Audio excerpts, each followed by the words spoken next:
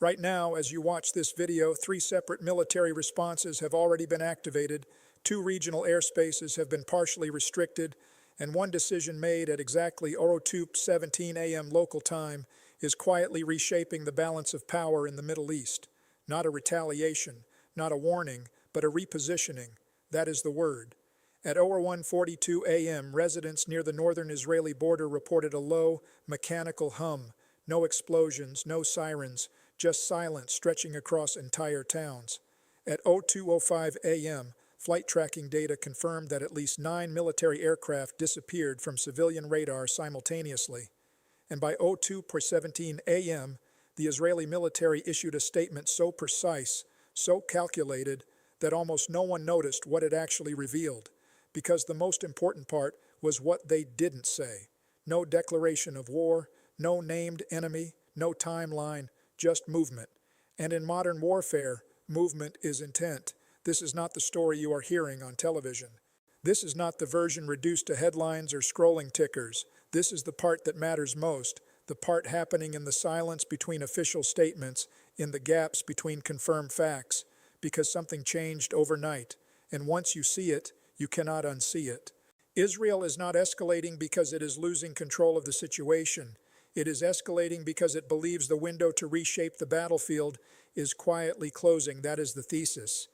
And in the next few minutes, I am going to walk you through exactly what happened overnight, why the timing of this military response matters more than the response itself, and the 2 paths this situation is now moving toward, one that stabilizes the region and one that turns this into a slow, irreversible crisis that stretches far beyond Israel's borders, because what looks like a sudden reaction is actually something much more calculated: pre-positioning, signal setting, threshold testing, and almost nobody is covering it this way.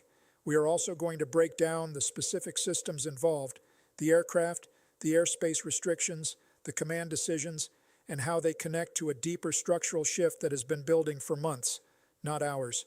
So if you want to understand what is actually happening, not tomorrow, not next week, but right now, subscribe and turn on notifications, because the next 72 hours of this story are going to move fast, and you cannot afford to be 48 hours behind on this.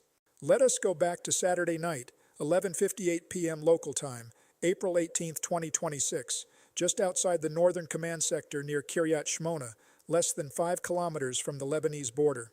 The air was still, no sirens, no visible troop movement, streetlights casting long, quiet shadows over empty roads, families inside, phones charging, news channels looping the same analysis from earlier in the day. Nothing unusual. That is the point, because for hours before what came next, there was no indication to civilians that anything had changed. No alerts from the Israel Defense Forces, IDF, Home Front Command. No emergency broadcasts. No escalation warnings from the Israeli Prime Minister's office. But behind that silence, systems were already moving. According to Reuters and BBC monitoring data, at exactly 12:26 a.m., encrypted communications traffic between Northern Command units increased by 37% within 6 minutes. At 12:41 a.m., logistics channels registered a surge in fuel allocation requests. Approximately $4.8 million worth of aviation fuel cleared in under 20 minutes, as later cited by the New York Times, citing defense officials. Stop. Read that again. 4.8 million in fuel in 20 minutes at midnight. At 01:12 a.m., ground crews at Ramat David Air Base began prepping aircraft without activating standard runway lighting protocols. Engines idling in darkness, no public flight logs, no announcements. Engines on, lights off, waiting. This is not just an airbase. It is the circulatory system of Israel's northern defense grid, pushing power, speed, and reach across an entire theater in minutes. And then at 02:17 a.m., the statement was released. One page, just one page, everything changed after that. Revelation number 1. This was not a localized response. This was a theater-wide activation.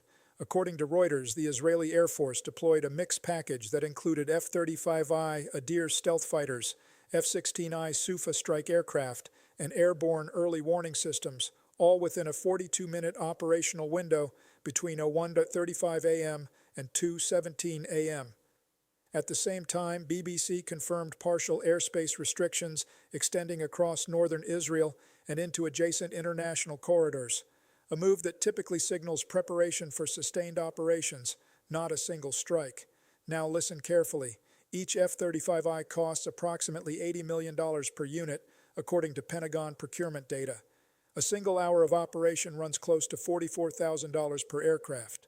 Multiply that by a multi-aircraft deployment, layered with electronic warfare systems and refueling support, and you are looking at a rapid activation costing tens of millions of dollars in under an hour. Dollar for dollar, this was not a warning shot. This was a commitment.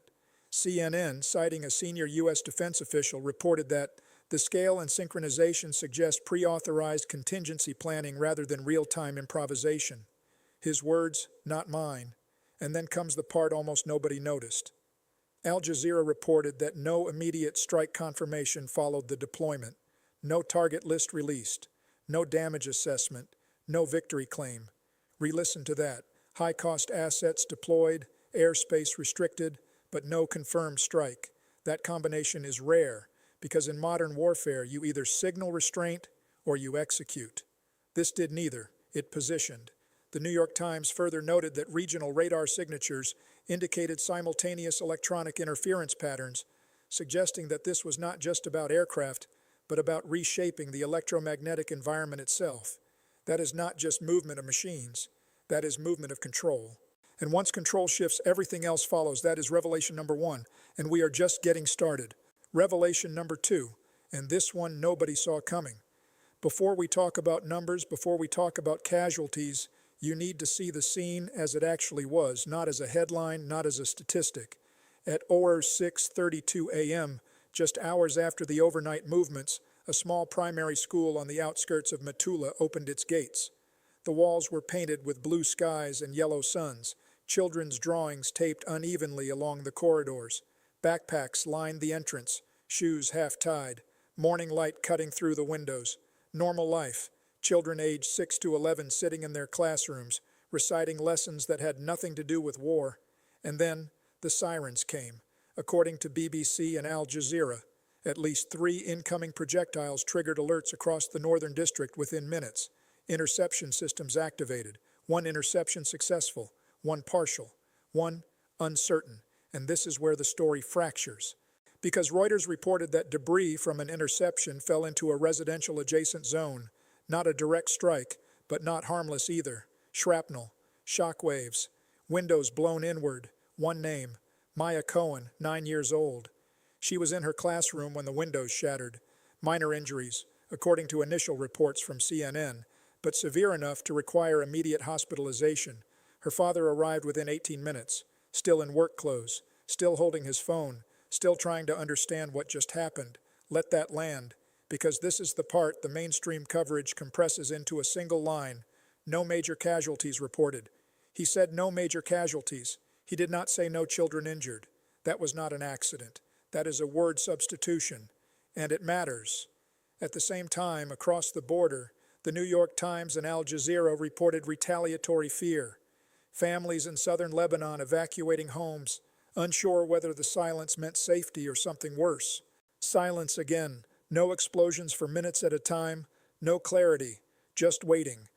If you are still watching at this point, subscribe and turn on notifications, because this is exactly the kind of reality that gets simplified, softened, and lost in the next news cycle. And you need to see it clearly, because the question is no longer just military, it is moral. How do you measure escalation when the damage is not just what is destroyed, but who is forced to live inside the uncertainty? And there is no easy answer to that. Revelation number 3, and this one is about what is happening to the institution itself. Because what unfolded overnight is not just about aircraft in the sky or civilians under sirens. It is about the system that is supposed to prevent both, and how that system is beginning to show strain in ways that are subtle but dangerous. Here is the list. March 3rd, 2026. Emergency cabinet meeting ends without a unified northern strategy, reported by Reuters. March 11th. Reserve mobilization drills delayed due to budget reallocation, confirmed by the New York Times. March 22nd. Intelligence coordination gaps flagged in an internal memo cited by CNN. April 2nd, cross-border skirmish de-escalated without clear deterrence signal, according to BBC. April 9th, air defense stockpile concerns raised in a Pentagon briefing summary. April 14th, conflicting statements from senior officials on rules of engagement, reported by Al Jazeera. April 18th, 11:58 p.m. Normalcy on the surface, silence underneath. No commentary between them, because the list is the argument. Now look at the timing. On April 17th, less than 24 hours before the overnight escalation, a senior political figure was publicly addressing a domestic policy forum, discussing economic reforms, not military readiness. That is not a punchline. That is a documented fact. Say that again.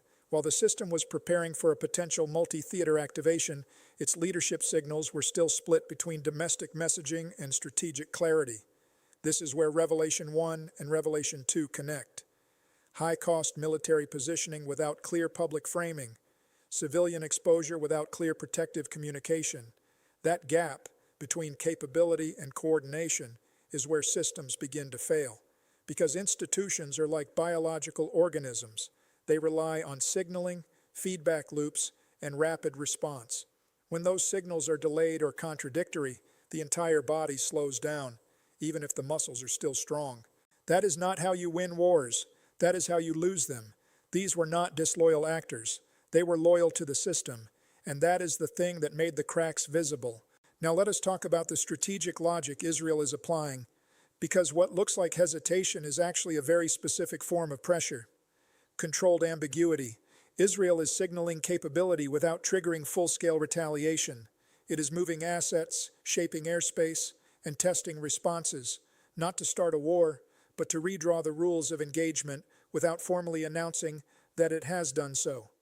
There is a historical parallel here. Think World War II U-boat strategy, not the dramatic battles you see in films, but the slow constriction of movement. Ships didn't always get sunk immediately. Routes became uncertain. Insurance costs rose. Confidence collapsed. That is what is happening here. Each limited activation makes the region slightly more unstable for everyone else.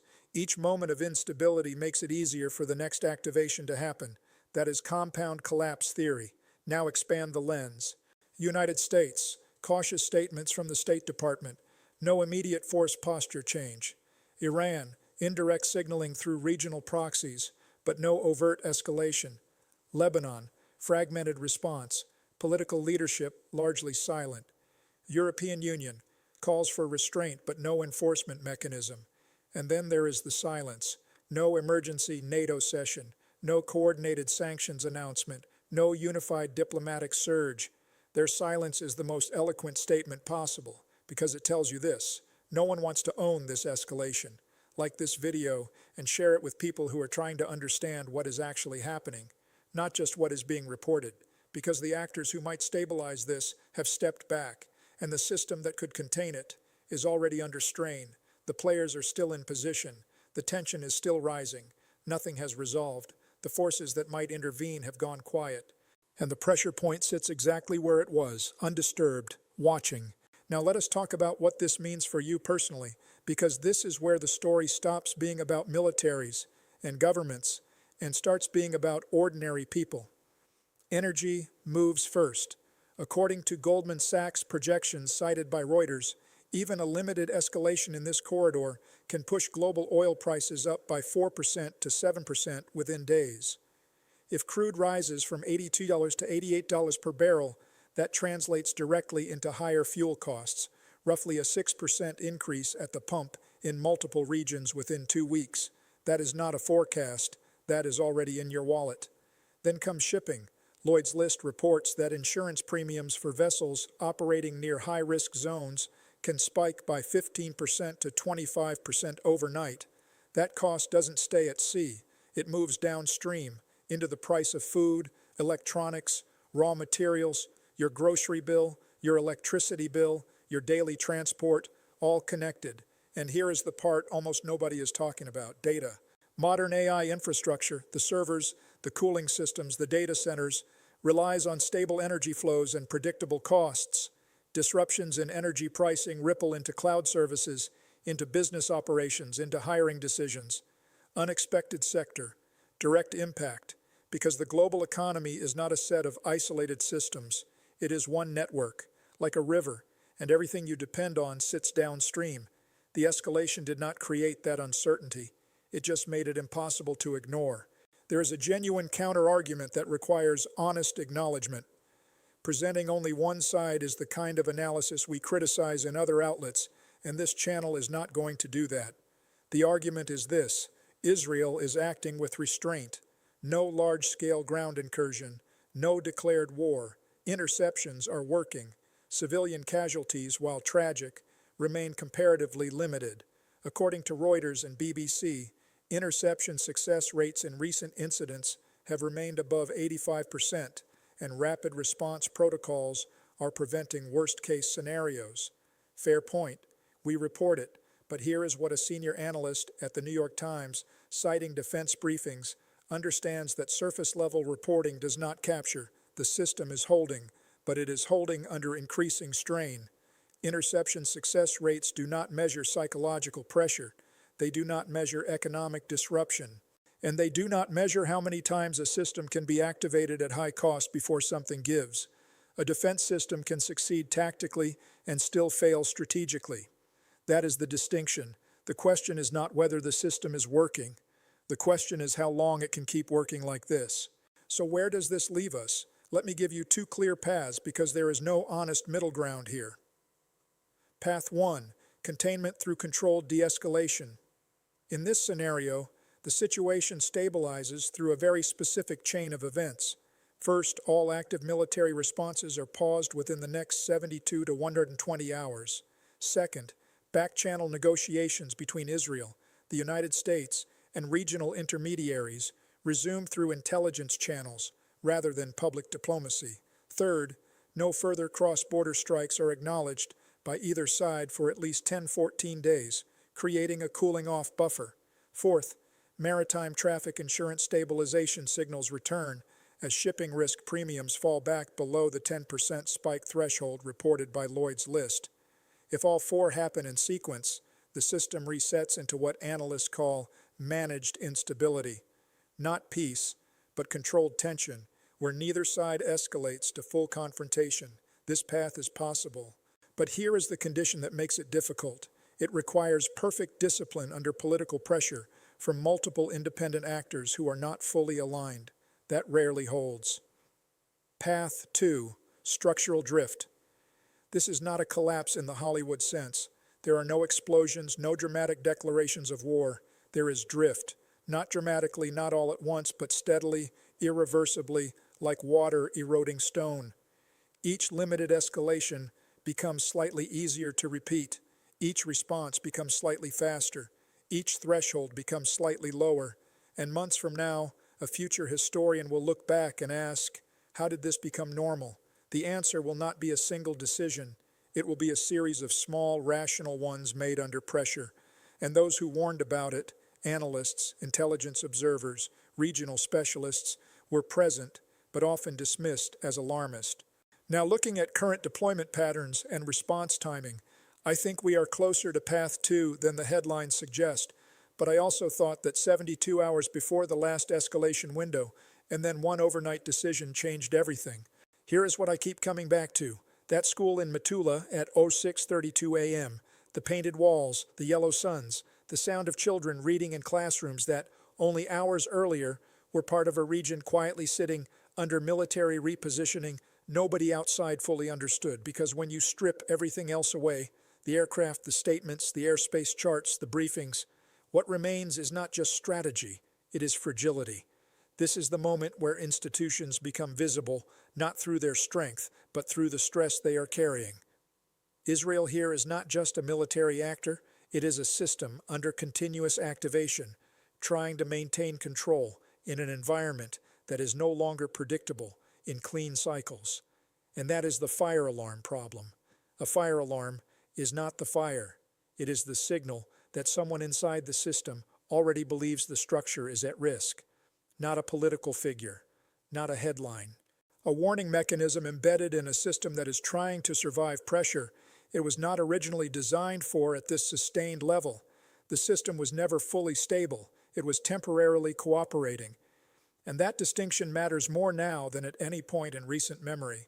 So the question is no longer just whether escalation continues or stops. It is this: can a region built on overlapping security calculations ever return to the illusion of predictability once it has been disrupted this deeply? Or is instability now just another permanent layer in the structure? Share this with someone who still thinks this is just another regional headline story. It is not. It is a case study in how modern conflicts evolve through systems, timing, and controlled escalation rather than single dramatic moments. Because once you understand that, you stop reading headlines the same way again. Now, 3 questions, and each one is for a different kind of viewer. Q1, analytical. What specific military or intelligence signal in this escalation do you think actually marked the real turning point? The aircraft movement, the airspace restrictions, or the timing of the official response? Q2, accountability. When escalation happens in slow, layered steps like this, who should be held responsible for preventing it? Political leadership, military command structures, or international institutions that only react after the fact? Q3, philosophical. Is strategic stability ever truly stable, or is it always just a temporary pause between 2 escalations waiting to happen? If this kind of breakdown matters to you, subscribe and turn on notifications, because most coverage will compress this into a headline. We do not. Like the video if you want more deep geopolitical analysis like this, and comment your perspective. I read every single one. This channel exists to cover stories that are real, that have stakes, and that require more than a 90-second summary. See you in the next one.